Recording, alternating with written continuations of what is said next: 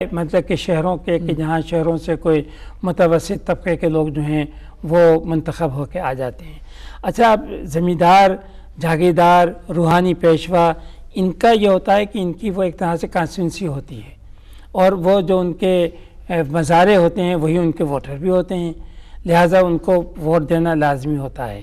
اور ایک ووٹ دینے کی ایک سب سے بڑی وجہ جو ہے، جو ہمارے ہاں سسٹم ہے جس کو ہم کہتے ہیں سرپرستی یا پیٹرونیج، ایک زمیندار یا جاگیردار جو ہے وہ ایک طرح سے اپنے علاقے کا سرپرست ہوتا ہے کہ عام آدمی کے کوئی مسائل ہیں تو ان مسائل کو وہی حل کراتا ہے۔ کسی کو اسکول میں داخل کرانا ہے، ہاسپٹل میں پہنچانا ہے، ملازمت دلانا ہے، کچہری، تو مطلب کہ وہ سرپرست ہے۔ تو اس سرپرستی کی بنیاد کے اوپر لوگ یہ سمجھتے ہیں کہ قبائلی سردار کو ووٹ دینا چاہیے یا جو اس علاقے کا زمیندار جاگیردار ہے اس کو ووٹ دینا چاہیے، چونکہ وہی اس کے کام آئے گا۔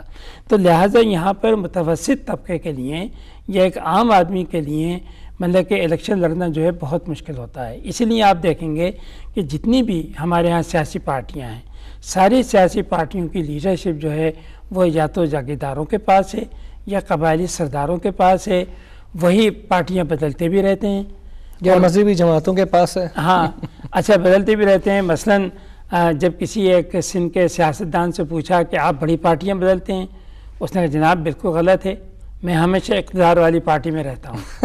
تو لہٰذا مطلب کہ اور ہوتا یہ ہے کہ جب ان کے الیکشن ہوتے ہیں تو ان کا مخالف بھی کوئی زمیندار جاگیردار ہی ہوتا ہے۔ ایک عام آدمی کے لیے ناممکن ہے کہ کوئی مقابلہ کر سکے ان کا، چونکہ ہمارے ہاں کسی نظریاتی بنیاد پہ الیکشنز نہیں ہوتے ہیں۔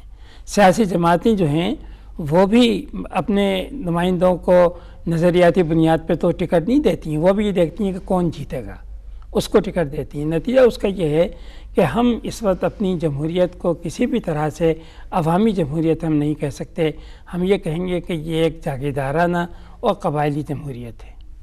ڈاکٹر صاحب، پاکستان میں جمہوریت کا آپ کیا مستقبل دیکھتے ہیں؟ اچھا، ویسے تو ایسا نظر آتا ہے، لوگ کہتے ہیں کہ بھی بالکل ہمیں تاریخ نظر آتا ہے، لیکن میرے خیال سے ایسی چیز نہیں ہے۔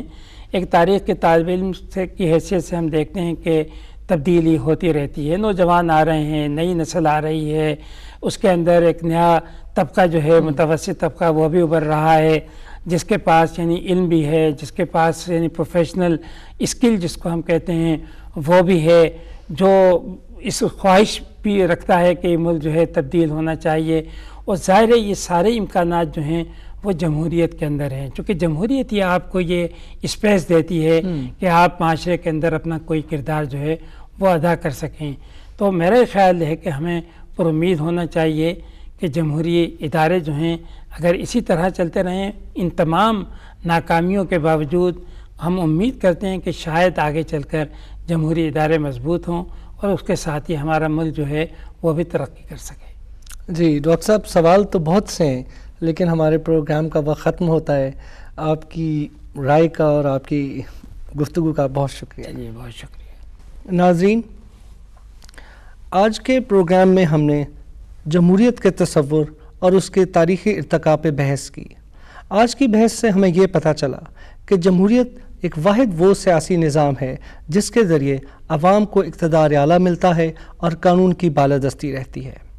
آج کے پروگرام کے بارے میں ہمیں اپنی آراء سے آگاہ کیجیے اور اس سلسلے میں ہمارا ای میل ایڈریس نوٹ فرما لیجیے: tarikhweekly@gmail.com۔ آپ کی توجہ کا بہت بہت شکریہ۔